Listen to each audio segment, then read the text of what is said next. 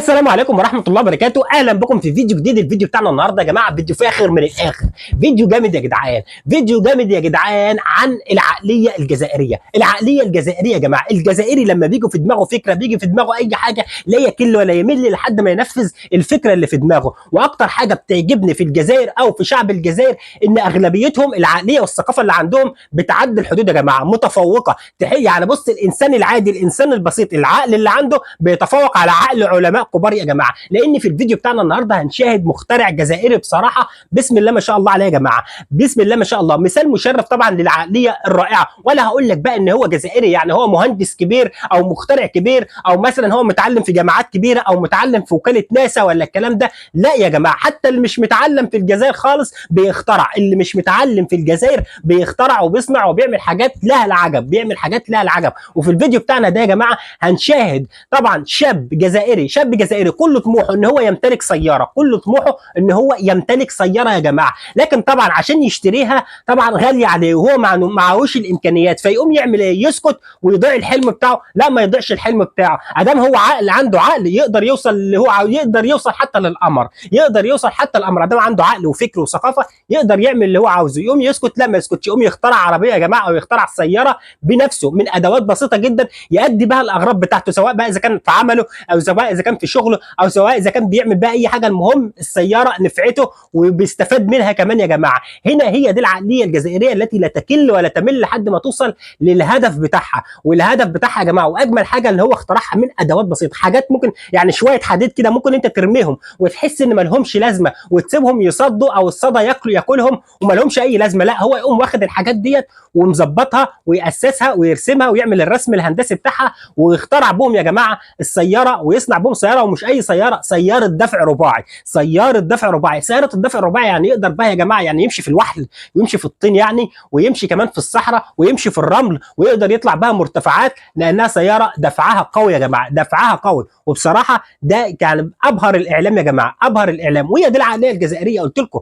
وبالاختراع اللي هو عمله يبقى العقل الجزائري في كل المستويات يتفوق عقل علماء يا جماعه، في كل المستويات يتفوق عقل علماء. فتعالوا بينا مع بعض نتابع ونشوف الفيديو ونشوف العقل الجزائري او الشاب الجزائري اللي هو طبعا يعني في مرحله تعليميه متوسطه، يعني مش في جامعات ولا الكلام، تعليم عادي، تعليم عادي زي ما احنا بنقول كده بالمصري، تعليمه على قده لكن عقله مش على قده، عقله كبير جدا يا جماعه. تعالوا بينا مع بعض نتابع الفيديو، يلا بينا. ادي الفيديو بتاعنا يا جماعه، وادي الشاب الجزائري، وادي السياره يا جماعه اللي هو طبعا صنعها واخترعها. طبعا بيستخدمها طبعا في اغراضه الشخصيه زي ما احنا شايفين كده يا جماعه، زي ما احنا شايفين السياره بتمشي في الوحل وطالعه طبعا بتتسلق طبعا مرتفعاتها هي يا جماعه وماشيه، وبيستخدمها طبعا في اغراضه وبيستخدمها في الحقل وبتمشي. يعني بتعمل حاجات ما تعملهاش السياره ام ملايين الدولارات يا جماعه، بتعمل حاجات يعني ما تعملهاش السياره ام ملايين الدولارات زي ما احنا شايفين كده يا جماعه. زي ما احنا شايفين ادوات بسيطه جدا قدر ان هو يجمعها وقدر طبعا ان هو يصنع السياره دي بنفسه يا جماعه. بعد ما كان هيروح يشتريها بفلوس كبيره جدا، لا قدر ان هو يصنعها بنفسه زي ما احنا شايفين. شوف سرعتها يا جماعه بسم الله ما شاء الله، بتمشي وما بتغرسش وماشيه في قلب طبعا الرمله زي ما احنا شايفين، زي ما احنا شايفين يا جماعه. وبيستخدمها زي ما احنا شايفين بيقضي عليها الحاجات بتاعته والطلبات بتاعته يا جماعه.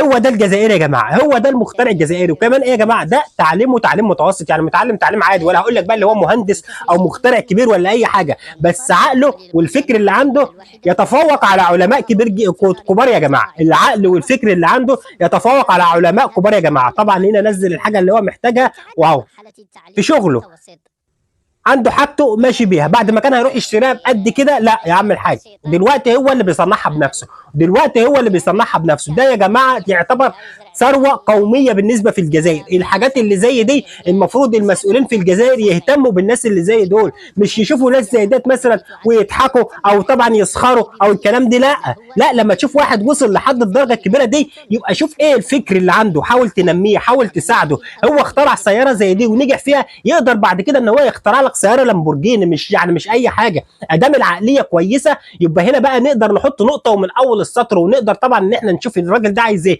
نوفي له كل طلباته، نعمل له مصنع محترم، نعمل له مثلا نوفر له كل الامكانيات وقول له اشتغل، وقول له كمان ايه، وقول له علم الشباب كمان، وقول له علم الشباب. يبقى انت اذا كده حولت بلدك لدوله منتجه. بدل لما نشوف نماذج مشرفه زي دي كده ونضحك او نسخر منها، لا احنا نجيبهم نشجعهم ونوفر لهم الاليات اللازمه ان هم يقدروا طبعا يطوروا من نفسهم وان هم يعملوا حاجات اكتر من كده بكتير، لان الدماغ طول ما هي شغاله تقدر تستفاد منها. الحاجات اللي زي دي او النماذج المشرفه اللي زي دي دايما تبص تلاقي الدول الغرب بتخطفها على طول عشان هي بتستفاد منها. لما تستفاد منها وتسيبنا احنا كشعوب عربيه نفضل شعب يعني شعوب ناميه على طول، ما عندناش تصنيع، ما عندناش انتاج، ما عندناش اي حاجه، نبقى احنا دول مستهلكه لايدين الغرب. انما احنا لما نبقى دول مصنعه، دوله تنتج وتعمل وتبقى عندها اكتفاء ذاتي، حاجه زي دي بدل لما اروح اشتريها من بره، لا يا عم الحاج انا عايزها تبقى بسعر رخيص وتأدي الطلبات بتاعتي واغراض بيتي، وابقى كده بص يعني مزاجي يبقى حلو، مزاجي يبقى حلو. مش شرط بقى تكون الحاجه دي مثلا بفلوس كتير ويكون شكلها حلو، لا انا عايز الحاجه تقضي المصلحه بتاعتي. الحاجات اللي زي دي او المخترع اللي زي ده يقدر يطور من نفسه، بس لو الدوله وفرت له الامكانيات يقدر يعمل حاجات ما بتعملهاش دول تانية يا جماعه، يقدر يوصل لحاجات ما بتعملهاش دول تانية. هي دي العقليه الجزائريه، لما تحب تفكر او تحب تنتج او تحب تعمل اي حاجه لا تكل ولا تمل لحد ما يوصل للهدف والمشروع بتاعه. وزي ما احنا شفنا يا جماعه المشروع بتاعه نجح بالعربيه اللي هو عملها او السياره اللي هو عملها. وبصراحه يعني سياره متفوقه لانها سياره دفع رباعي، تقدر انها مثلا تمشي في الرمل، تمشي في الصحراء، تمشي في الوحل، تمشي في اي حاجه، فبيستخدمها كل اغراضه زي ما احنا شايفينها. بيحمل عليها الحاجات بتاعته وبيحمل معاك ركاب كمان وبيمشي بيها، وسرعتها سرعه كويسه، سرعتها سرعه كويسه يا جماعه. لكن طبعا بكتر الاستمراريه وبكتر التطور وبكتر ما تنمي المواهب البشريه اللي عندك اللي زي دي هتوصل لمرحله متقدمه من التصنيع ومن الانتاج يا جماعه. فالمواهب اللي زي دي لازم نهتم بيها، ما نسيبهاش نرميها وبعد كده ندور واحنا نجيب من بره بالعمله الصعبه وكلام. لا، شوف الناس دي محتاجه ايه ووفروا ليها. ادام عندك عقليه زي دي شوف الناس دي محتاجه ايه ووفروا ليها. يعني طبعا لما تشوف القنوات الجزائريه تروح تصور معاه عشان تظهره للناس، ما تسيبوش بعد كده بقى وما تهتمش بيه، لازم تهتم بيه يا جماعه. هي دي العقليه الجزائريه وهو ده الفكر الجزائري. طبعا يا جماعه ده كان الفيديو بتاعي، من الفيديو كنا اعجابكم. لا عجبكم الفيديو ما تنسوش تعملوا لايك للفيديو، اشتراك في القناه عشان يوصلكم كل جديد، والسلام عليكم ورحمه الله وبركاته. سلام.